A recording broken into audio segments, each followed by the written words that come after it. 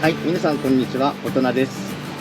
今日はエブリを復元して、車中泊車にするまでの工程をビデオに撮りたいと思います。今これは納車された時の状態そのまんまに戻してあります。後ろの座席は完全にフラットにしてあります。で、一つ、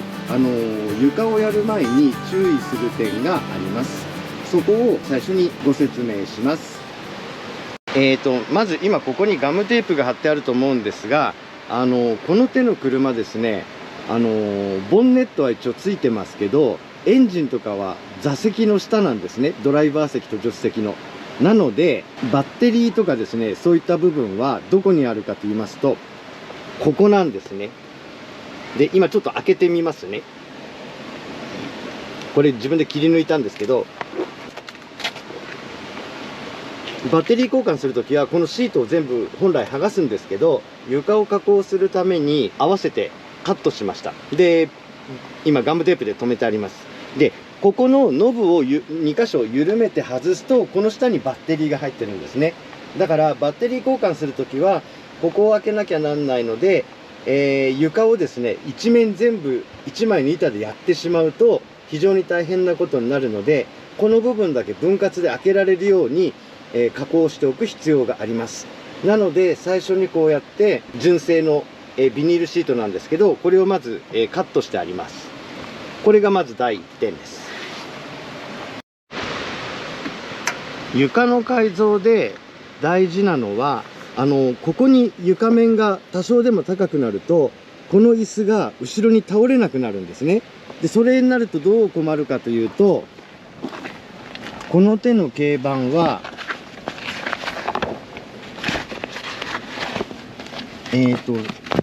乗用車しか乗ったことない人は分かんないと思うんですけど、エンジンルームってこのドライバーシートとか助手席の下のここのロックを外してですね、それで座席をこう持ち上げて初めてこうやってエンジンルームが見えるんですね。で、これがオ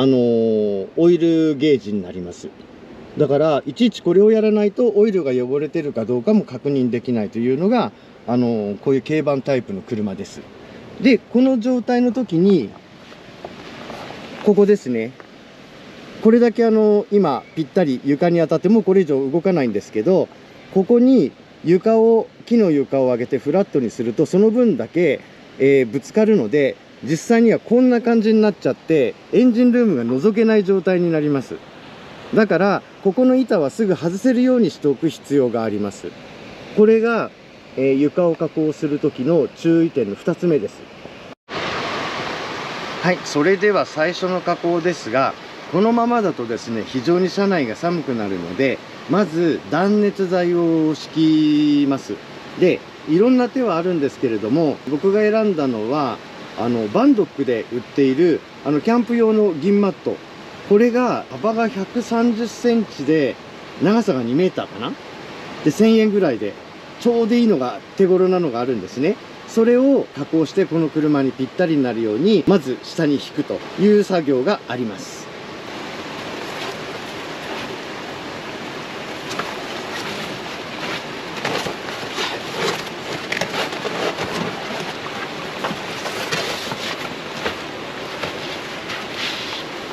はい、これが今銀マットを引き詰めたところです。それで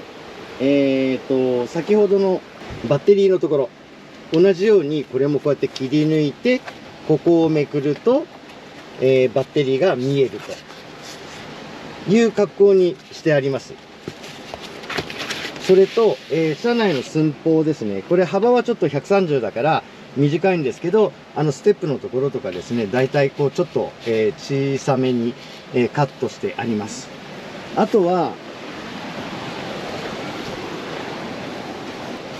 長さが余るんで切っちゃってもいいんですけれども、2メーターあるので、だからここにちょうどこう入れ込む格好で、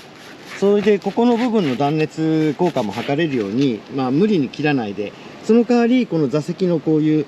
器具の部分とかにぴったり合うようにカッターでカットしてあります。これが後ろの席の部分を固定するところですけど、ここもちゃんと穴を開けてですね、とにかくぴったりサイズにするということですね。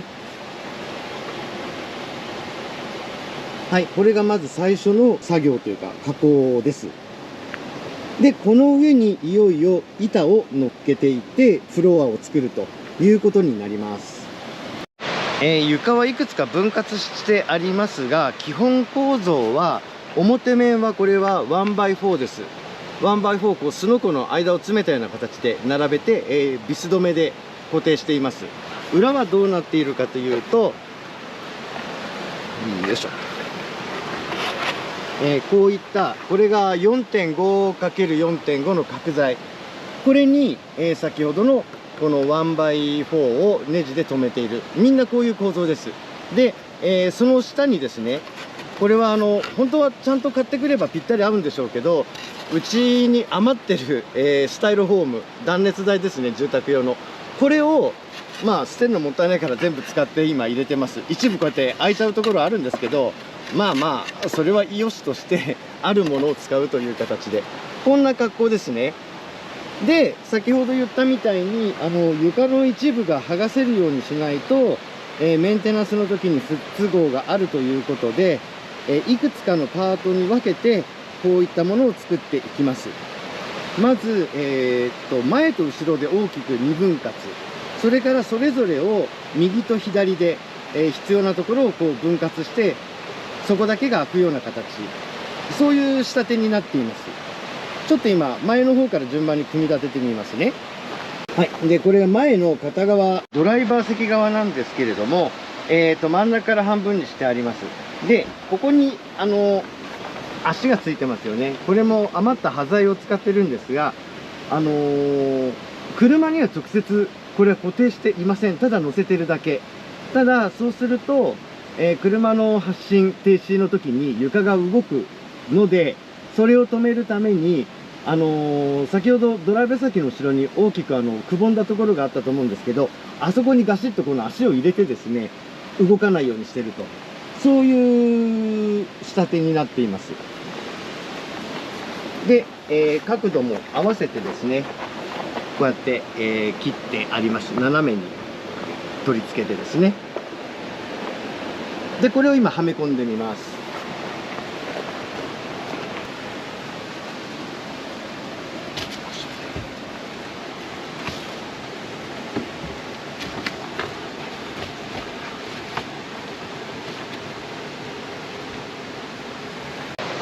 はい、横から見るとこんな感じです。先ほどの足の部分っていうのはここですね。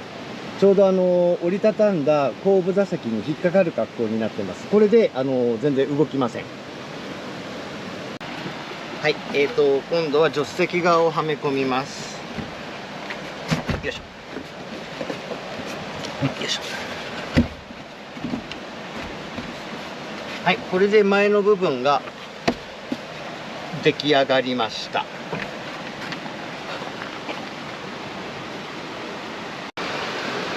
はい、続いて後ろの部分を乗せていきます。よいしょ。よっ。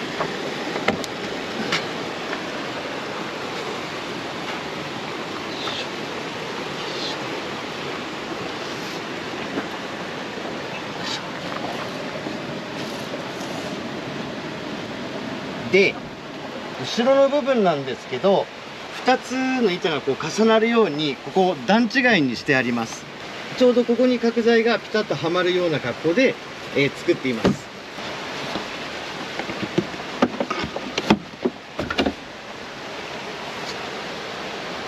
はい、こういう具合です。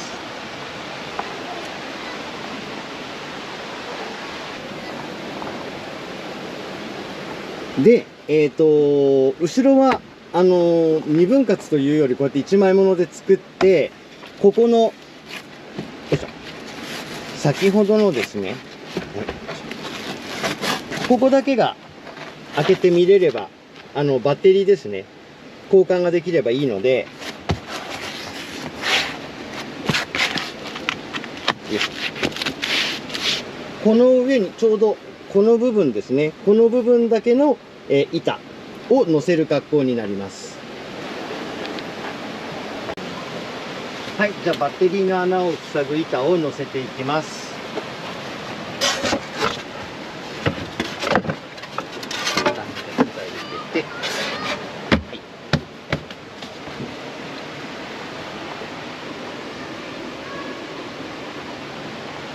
はい、これで一応床が全部完成しました。そんなに難しい作業じゃないと思います。木枠をまずかたどった上に、すのこ状に 1x4 をただ並べるだけですね。基本的にはこの車180あるので、まあ、1倍材1本をど真ん中ではなかったと思いますけど、切って、このように分割する格好になります。なので、寸法を測って、ホームセンターで板を全部切ってもらえば、基本的には、インパクトドライバーとネジを通すために先にドリルで穴を開けなきゃなんないので、ドリルとインパクトドライバーがあれば、簡単にできてしまいます。で、これで走っててですね、動くってことはないですから、まずこうやって乗せているだけということで、床がフラットの状態が出来上がります。次に机と本棚の方ですね。それの取り付けをご紹介します。はい、次ですね、ここに机があったと思うんですが、これをどう固定するかということなんですけども、一つこの穴。これ別に自分で開けたわけじゃなくて、最初からオプションを取り付けるための穴。反対側にもこういうのが、ついてるんですが、ただね、同じ場所じゃないんですよ。高さが違ってて。これは付けるオプションによって合わせてもう最初からメーカーの方で開けてる穴なんですね。サービスホールと言います。で、大概6ミリ、計6ミリパイの、ネジ穴になってます。だからこの穴を利用する形でもって机を固定するというやり方をすれば簡単に、取り外すこともできるし取り付けることもできるというものですね。車への固定は全部こういうものを利用しています。で、次に机なんですが、机はもうこれ出来合いで今からばらすわけいかないんですけど、まず背面の、板。これはエブリの形に合わせて型紙を取って、こう R を入れてですね、切ってます。で、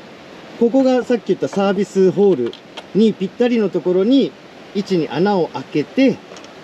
それでここにこういう指で回す蝶ネジ、これを入れて指で回してって固定していると。で、先ほど高さが違うって言いましたよね、穴が。こっちちょっとネジの位置が違うんですよ。これ2箇所だけで閉じればもうこの机は動かないと。で、机自体は、前回の車内の案内でもお見せしたと思うんですが、こういったステーでもって天板を固定しています。それから窓枠のところに使う板、これも、1x6 ですけど、それをこの板にですね、ネジで3箇所で固定しています。まあ重いものを乗せるわけじゃないので、その程度の固定で十分です。動かないので。で、これを今から持ち上げて、さっきの穴に入れて、指でネジを回して止める。それでもう片側の机は終わりです。早速やってみましょう。よいしょ。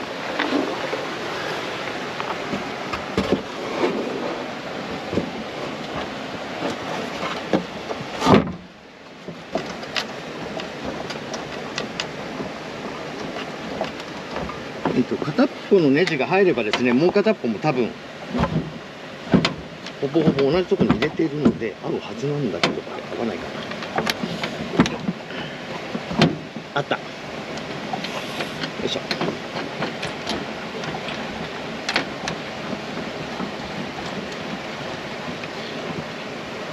そんなにきつく締めなくてもいいです。それでビスが長すぎたりすると、この鉄板1枚で表へとつながってるんで、外に、ね、ビスの形でへこみじゃなくて逆に出っ張りになりますんでね、そこは気をつけてくださいね。あんまりきつく締めないように。これでもうぴったり動かないです。机はこんな形でもうこれで完成です。あとはまあデコレーションをすればいいだけで、基本構造これはもうこれで出来上がりですね。で、僕の場合はこれ外から電源が取れるように下にコンセントを取り付けていて、このコンセントは普段使わないときはこの下をですねずっとはわして中に入れてると。で、反対側の方に持っていって、この辺で収めてると。こんな感じですね。必要な時はここから引きずり出して、AC 電源を取っているという格好です。じゃあ続いて反対側の本棚の方、こちらの方の取り付けをやっていきたいと思います。はい、反対側も理屈は同じです。こういった形で、車の形状に合わせた形でまずカットします。で、その板にこのちょうど小窓の上に乗せる天板、これも、サイズを測ってこうカットします。切れ込みを入れときます。で、これでもって先ほどのやっぱ同じようにサービスホール、穴の位置が左右で違いますが、これを、利用して固定していきます。よいしょ。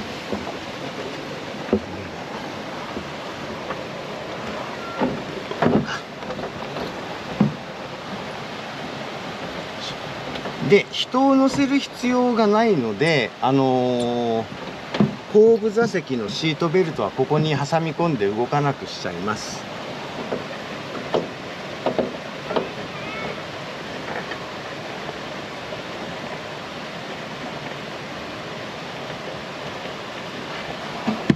で、反対側です。穴の位置をね、きれいに開けていれば片っぽが入ればもう片っぽは嫌でも入りますので。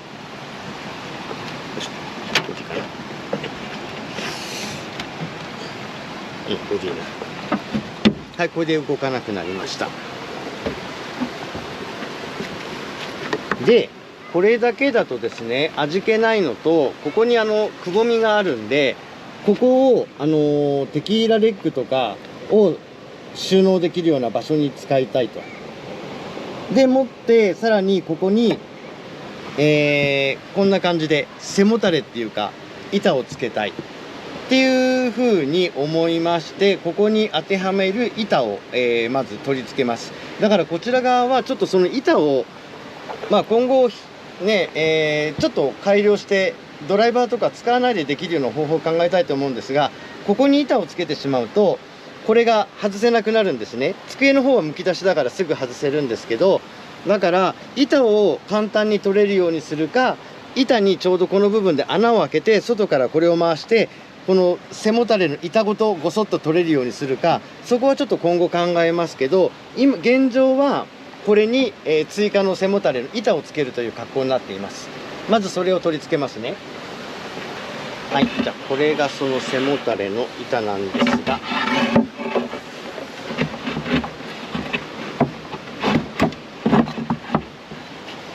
で床にこれを固定するための、角材を先に取り付けてあります。これに持たれて、これに打ち付ける格好ですね。それから上の部分はこの板を支えるのも合わせてですね、上からビスで留める格好をとっています。天板のところでまず固定します。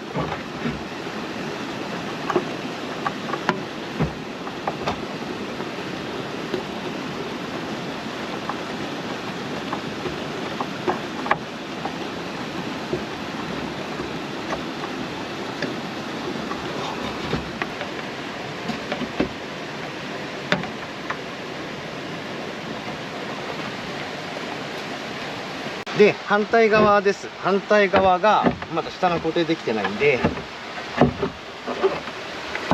まずですね、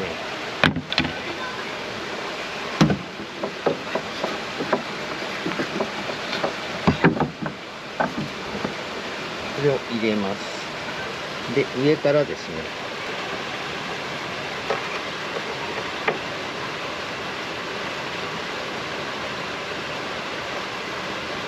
で2年に一遍車検のたんびにここを外さなきゃなんないので、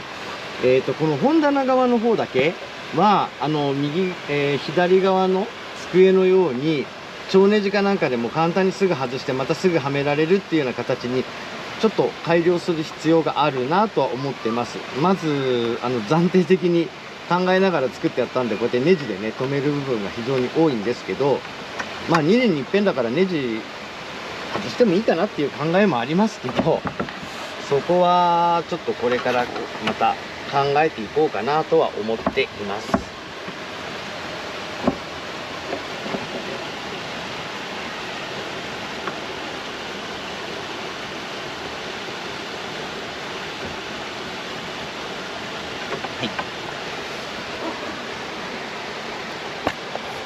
はい、基本の構造はこれで完了です。で、あとはこの後ろの小窓ですね、左右。これを、ご紹介します。はい、これが小窓なんですが、構造は簡単で、木をこういう感じで格子状に組んでいるだけです。全てビス止めで。で、四隅にこういうマグネットをネジで打ち込んであります。これが大きい方が5キロかな。で、下が4キロだったかなっていうのを四隅につけてあります。反対側も同じように。それで、エブリの場合なんですけど、窓の形、わかりますかね。こちら側はまっすぐなんですけど、で、ほとんどの車はこのまままっすぐ、だいたい長方形か正方形なんですけど、エブリの場合、ここがですね、こう斜めにカットしてあるんですね。上が辺が長くて下が短いっていう形。だから窓枠をどこに合わせるかっていう部分で、非常に面倒なんですけど、この窓の形に合わせて作ろうとすると非常に難しい。だからそこはもう割り切っちゃって、一番、この内側に切り込んである、ここの部分に合わせて、こっち側を被る形で、窓枠を作る。ちょっと小さくなるんですけど、別に外からもそんな見えておかしいもんでもないので、中から見た時にちゃんと部屋みたいな感じになってればいいだけの話なので、僕はここを、小さい辺に、逆だ。長辺のここに合わせて窓枠を作ってます。だから内側からだとこの鉄板の部分がここが少し見えてる加工なんですが、まあカーテンでも隠れるのでそこはいいかなということで、片方の型紙取って同じように左右対称にいっぺんに作ってしまえば同時に出来上がります。で、これを今装着しますね。じゃあまず左側から、これがこういったカーテンレールはワイヤーのカーテンレールを取り付けてカフェカーテンを通して、もうこれで終わりですね。こいつをここに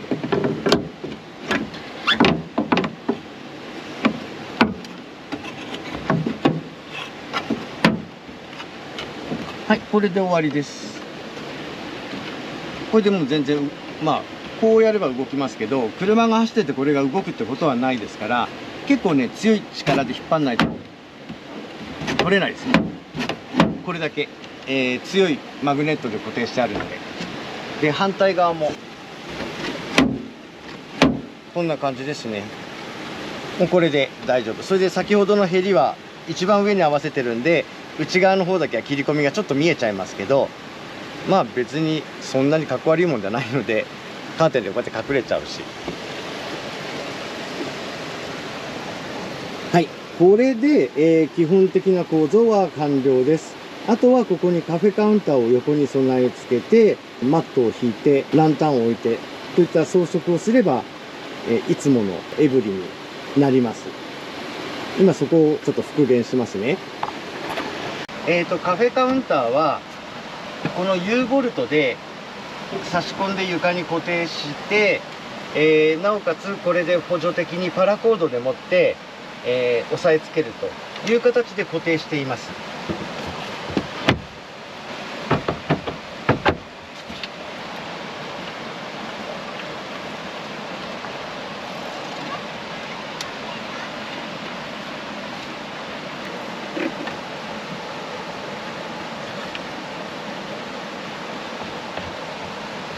はい、これで固定です。はい、これで完成です。あとは荷物を積載するだけになります。積載してる荷物を乗せたりとか下ろしたりするのに時間かかりますけど、これ自体をばらしたり乗せたりするのは本当に10分ぐらいで、出来上がるものです。民間車検受けられるように全て積載という形でやっていますので、このやり方であればどなたでも8ナンバーとか取らないでできるようになりますので、非常にいいかと思います。はい、てなわけでいつものエブリに戻りました。で、実を言うと今キャンプの真っ最中でして、午後から雨の予報なので大急ぎでこの動画の撮影をしたというわけです。